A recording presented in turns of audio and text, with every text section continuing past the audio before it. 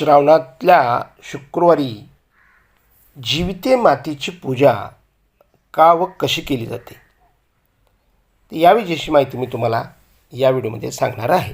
श्रावण महिना हा व्रतवैकल्याचा महिना असून भगवान शिवशंकरांना तो समर्पित आहे. शिवशंकरांच्या पूजेला विशेष महत्त्व प्राप्त आहे. श्रावण महिन्यातील प्रत्येक दिवशी विविध सण व्रतवैकल्य आलेले असतात. त्यामध्ये आपल्या सनातन हिंदू धर्मामध्ये आपण प्रत्येक दिवशी वेगवेगळ्या देवतेंची पूजा करत असतो. श्रावणातला महिना हा खास असतो. त्याशिवायच ह्या वर्षी श्रावण हा विशेष आहे, योग आहे. कारण प्रत्येक श्रावणातील सोमवारी वेगवेगळे योग जुळून आले. ती योग कोणते जुळून आले तो प्रत्येक माझा श्रावणाचा वेगवेगळा व्हिडिओ अवश्य पहा. पहिला श्रावणी सोमवार, दुसरा श्रावणी सोमवार, तिसरा श्रावणी सोमवार, चौथा श्रावणी सोमवार, ह्या अशा पद्धतीचे 4 व्हिडिओ आहेत, ते तुम्ही अवश्य पहा. आपल्या घरातील लहान मुलांच्या सुख शांती वैभवासाठी आपण हे व्रत करायचं असतं. शतायुषी व्हावीत मुलं म्हणून त्यांच्यासाठी हे आपण हा उपवास, हा जीवितका मातेची पूजा आपण करायची असते. जी अमावस्या असते पहिली येणारी आषाढ अमावस्या, त्या दिवशी आपण हे जीविते मातेचं जे चित्र मिळतं ते आपण आपल्या घरातील देव्हाऱ्याजवळ चिटकवायचं आहे भिंतीला, किंवा एखादा पुठ्ठा घेऊन त्या पुठ्ठ्याला ते चित्र लावून ते आपण देवाजवळ त्याची स्थापना करायची. तर जीविता मातेची पूजा करताना आपण शक्यतो ही पूजा स्त्रियाच करतात. तर जीविता मातेची पूजा करताना आपण त्याला पहिल्यांदा थोडंसं पाणी प्रोक्षण करायचं आहे. त्याच्यानंतर थोडंसं दूध प्रोक्षण करायचं आहे. नंतर पाणी प्रोक्षण करायचं आहे. पंचामृत प्रोक्षण करा.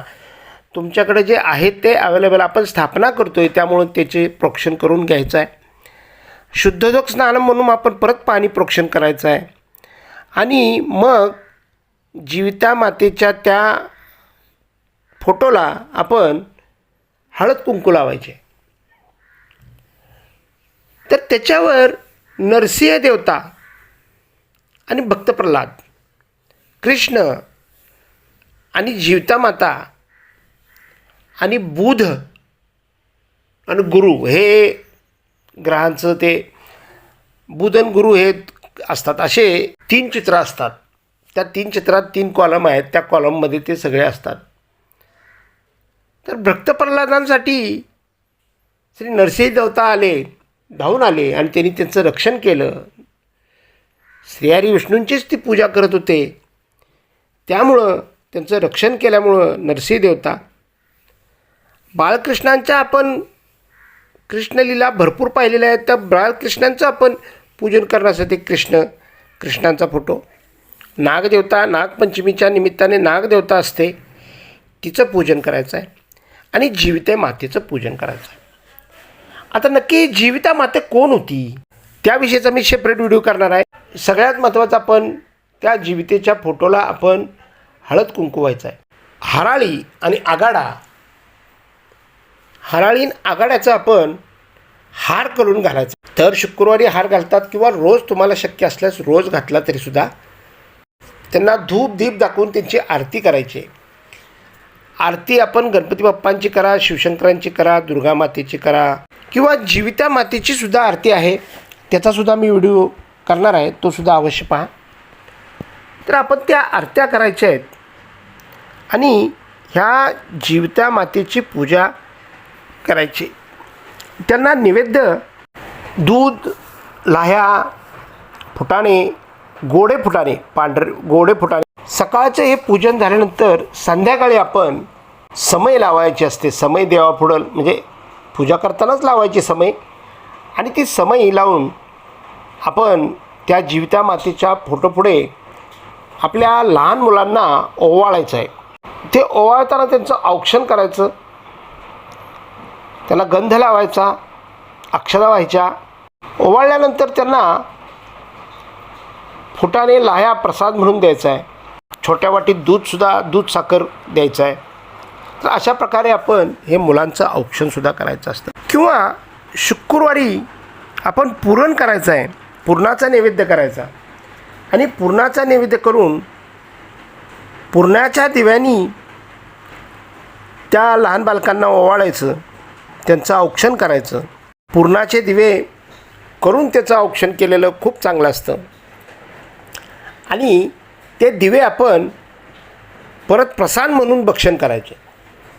ही अशीसुद्धा पद्धत ग्रामीण भागामध्ये आहे. आता ज्यांची मुलं लांब आहेत, बाहेर आहेत, शिकायला गेलेले आहेत, व्यवसायासाठी गेलेले आहेत, नोकरीच्या संबंधी गेलेले आहेत, तर त्यांच्यासाठी काय करायचं, त्या जीविता मातेच्या पुढे जी समय ठेवलेली असते त्या समयला आपण ओवाळायचं आहे. समयचं औक्षण करायचं. समयला आपण अक्षता व्हायच्या आहेत, लाह्या फुटाणे व्हायचे आहेत.